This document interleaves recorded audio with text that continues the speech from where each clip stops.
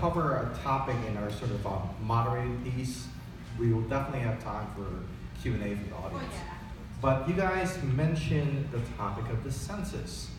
So under our Constitution, there is a census conducted of the country every 10 years. That happens to be coming up in 2020. Why does it matter to Minnesota? And are there calls to action you want to give this audience and the people that they intersect with on the census? Sure. I got good news for you tonight, and that's that the House is, in a bipartisan manner, passing, at least so far, passing a bill that would fund mobilization and outreach efforts for the census. And if you're wondering what bill that is, that's House File 1644. Please call your senator and ask them to support the companion bill, Senate File 2002. Senate File 2002. That bill would provide funding to the Census Mobilization Partnership to work with nonprofit organizations and community organizations in the local communities to ensure that we get an accurate and complete count of the census. Let me tell you why that's important. So the census is counting, right? And it's like, well, you need to get every person. Yes, you do. The reasons for that is, one, it affects whether or not we'll keep 8 congressional representatives in the House of Representatives in the U.S. Congress, because we are at risk of losing one of those representatives to, probably the Texas or California.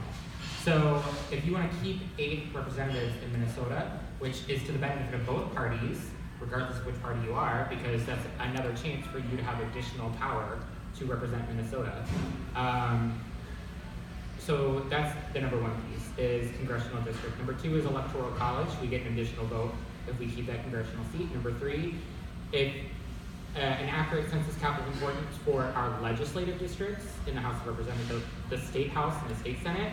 If the count is really off in a location, then that's going to manipulate this so that you don't start with an accurate count, so you can't draw the maps to be equal population appropriately.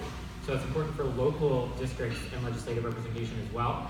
And it's also important for funding, because approximately $1,500 per person per year is for Minnesota is based off of census-dependent federal funding. So that includes programs like Medicaid, but also SNAP food nutritional programs, but also programs like school nutrition programs, right? Like, who's going to be mad about making sure that our kids eat, right? No one. So it's not that like this money is going to anything that people should be upset about or controversial. The funding is important because it feeds kids, right? It also, and there's been questions of like, well, does rural Minnesota really need to care? Because it seems like the undercount is really often in the metro area or something. And no, that's not the case, because census funding also, or census data is also used to appropriate money for rural programs, including rural being able to own homes and other rural and roads and other rural programs. So it's everywhere in the state benefits from federal funding based on census data. And then finally, of course, it's also important that we get an accurate count, because local governments and businesses use that data to do business planning and to do local government planning. So whether it's planning for transit or housing or employment, or whether you're going to open up a new store in that location, that is in some way tied to census spending often. So it's not just like this is a government thing, this is your entire economy thing. And that's another reason why census is so important. Did I miss anything? No, he did a really good job of kind of recapping everything that we've been hearing about anyway at the local legislature. For something that I do want to emphasize, sort of highlight, and I'm just going to say this, and then you can tell me if you want to save the discussion of redistricting for a little later. It's the next topic. Okay, so then it's a good transition. Yeah. So something that Nick just mentioned was the critical importance of having an accurate count because of the apportionment process, right? Which is how the federal government goes about dividing the 435 seats in Congress amongst each individual state. He also said that it was important in our local process and how we go about drawing our voting maps. Now, you do hear a lot about districting or redistricting, right? I don't like to use those terms because I think that it tends to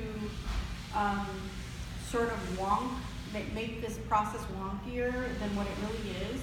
What it really is your voting maps. That's why I like to use that terminology. I think people really relate when I say, hey, how do you feel about people messing with your voting maps, right? We have a system of democracy that connects your voice to your vote, true? And so if there's something that's gonna happen in how your voice and your vote, right, is impacted, we're talking about the seat of democracy in our nation, in our country. And so when we further think about these issues of disparities, like things that we care about, the environment or education, right? When we think about something as commonsensical as how do we help our veterans?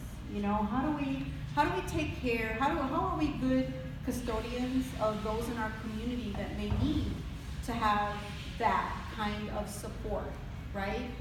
We don't often think about our vote. We think about programs. I'm here to bring that issue home to your votes. Nobody in this room can mention one thing, including save the whales, that I cannot connect to democracy or to your vote. Preach. But yet we go, we march, we protest, we knock doors with clipboards, right? And we don't really engage everyday people. That's my call to action. How are you going to engage everyday people with connecting the census to your voice and your vote? So Common Cause is going to be doing a lot of get out the census work. And there's two things that we're going to be looking at this summer. So I want to just kind of give you the heads up. We're going to want to do the door knocking, much like we would do to get out the vote, but to get out the census. We're going to be working in all of the districts, all of the congressional districts. We're going to be coordinating with Republicans and Democrats to identify key community spaces in these congressional districts where there have been historically undercounted community members. And we're going to be recruiting people from trusted individuals from those districts to work with our general activists and volunteers. I have people that say, hey, I'm willing to drive 3 hours from where I work just so that I can go volunteer at a library. We're going to utilize, whether it's libraries or the churches or a store that everybody kind of congregates around or a coffee shop, and set up shop and say, hey, from 9 to 12, these volunteers are going to be here to help you either on the cell phone. You know, there's all kinds of issues that our greater Minnesota areas face with regards to accessing the internet. How do we connect these issues? How do we connect the immigration reform issues to the power of your vote? How do we connect the inequities in education to the power of our vote, right? And again, I really, really invite you, if it's the one thing you can do is engage your neighbors and your family, especially the people that don't agree with you. I invite you to get out of your comfort zone. Sitting here and talking to me about these issues is not activism.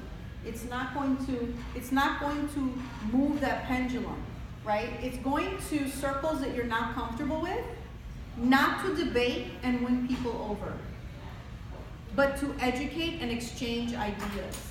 Will you come across a dipwad that you're not gonna, change? Absolutely. But don't let one dipwad stop you from reaching 10 people who will take what you exchange and independently look into it or talk about it or what have you, right? So that's the one thing I want to add to this discussion of census. We're not just talking about numbers, people. Yes, it's numbers. Yes, it's important.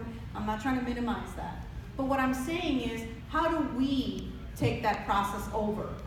Census is not something that happens to you. Census is something that empowers you and gives you the ability to reinforce the power of your voice and your vote. That's what I want to challenge you all with. And if you need to hold anybody down until they agree with you, I'm available.